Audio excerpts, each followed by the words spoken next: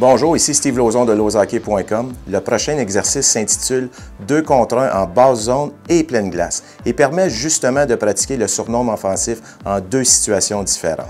Je recommande cet exercice pour les niveaux Pee-wee, Bantam et Midget et la mise en place va comme suit. On divise le groupe comme suit. Il y a des attaquants en fond de territoire ici, à 1, à 2, à 3, à 4, des défenseurs aux lignes bleues, D1 et D3, un défenseur devant le filet ici, D2, et devant le filet ici, D4. Évidemment, les gardiens dans les filets et des entraîneurs le long de la rampe avec des rondelles. Donc, dans cet exercice, on va voir deux situations de 2 contre 1. Un en basse zone et un deuxième sur pleine glace. Donc, au signal de l'entraîneur, le D1 va effectuer une passe au coéquipier qui est en fond de territoire et les deux attaquants vont venir attaquer le filet. Le D2 ici, son rôle, bien entendu, c'est de couper les lignes de passe et d'empêcher l'accès facile au filet. Donc, il y a un 2 contre 1 qui se joue en fond de territoire. Ce qu'on veut, c'est qu'on veut voir de l'action au filet. On veut que le D2 puisse forcer le D1 à se compromettre, mais on veut également que le D2 puisse couper les lignes de passe avec son hockey et faire en sorte que diriger un tir au filet, ça va être extrêmement difficile. On veut que la bataille soit, comme on dit en termes hockey, hard. On veut que ça soit solide ici. Donc, une bonne bataille à 2 contre 1 et on espère avoir un tir au filet. Donc, lorsque l'entraîneur le signale, on arrête ce jeu-là. Le défenseur ici va venir récupérer le jeu, va pivoter pour venir jouer un 2 contre 1 contre les deux mêmes joueurs qui sont en fond de territoire.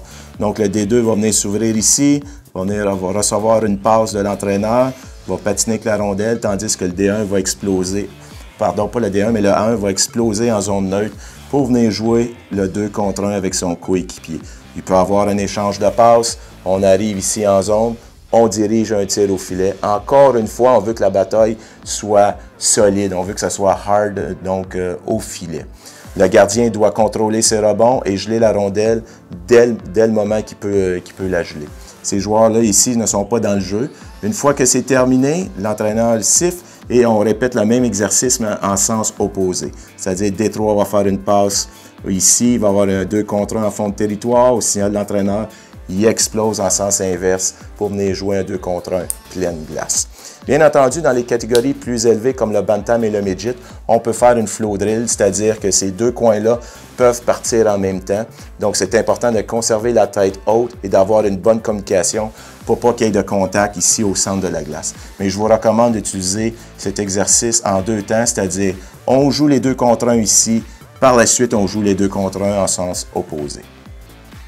Les points clés sont les suivants: couper l'accès au filet, se démarquer, se créer de l'espace, gestion de l'écart et foncer au filet. J'aimerais remercier toute l'équipe de Tonic Web Studio pour la logistique et la production de cette capsule. Pour plus de trucs, conseils, vidéos et exercices, je vous invite à visiter mon blog à www.lozhockey.com.